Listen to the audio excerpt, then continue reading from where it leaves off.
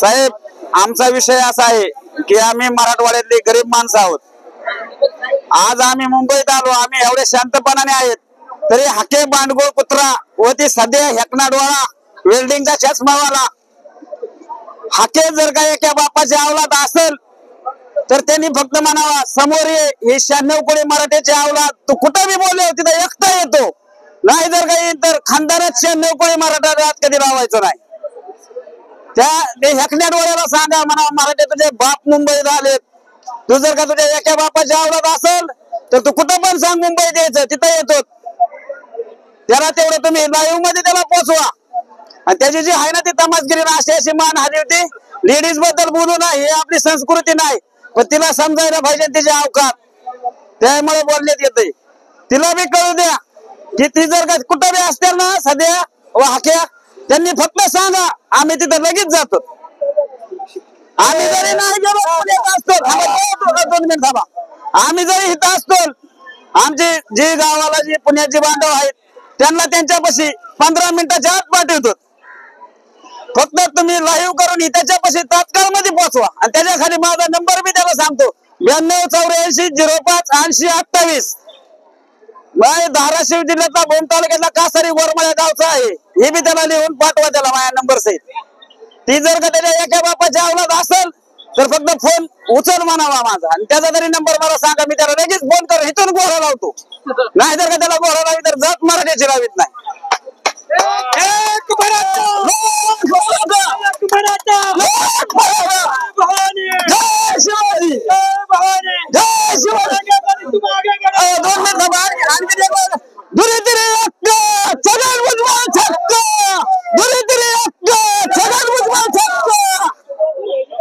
जय जिजाऊ जय शिरवाय सर्व मराठा बांधवांना.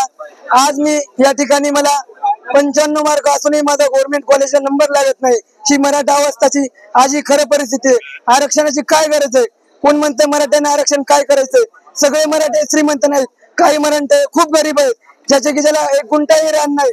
आज मी माझ्याकडे 1 गुंठाही रान नाही, पण माझा आज 95% पडूनही गव्हर्नमेंट कॉलेजला नंबर लागत नाही.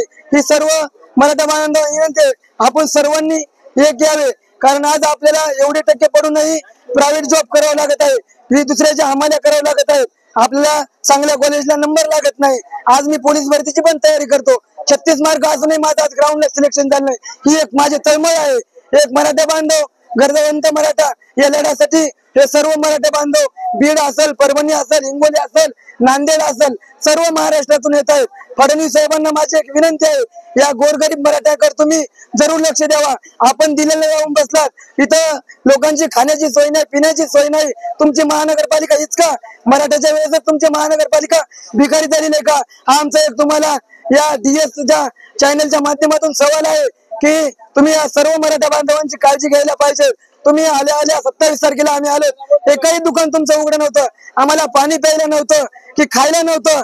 जेव्हा दादांनी आमच्या या सर्व मराठा बांधवांना आवाहन केलं तेव्हा 400 किलोमीटरहून हा मराठा बांधव खेड्यापाड्यातून चटणी असेल, भाकर असेल, ठेचा असेल, सर्व या गावकऱ्यांनी हे व्हिडिओ पाहून आम्हाला मुंबई पर्यंत पोहोचले. तसेच सर्व मुंबईकर बांधवांचे जे आम्हाला अन्नधान्य पोहोचलं त्यांचे सर्व मनापासून धन्यवाद करतो. एक मराठा, एक मराठा. फडणवीस साहेबांना आव्हान आहे की तुम्ही आम्हाला लवकरात लवकर हे आरक्षण देऊन टाकावे आणि सणासुदीचे लोकांना घरी पाठवावे.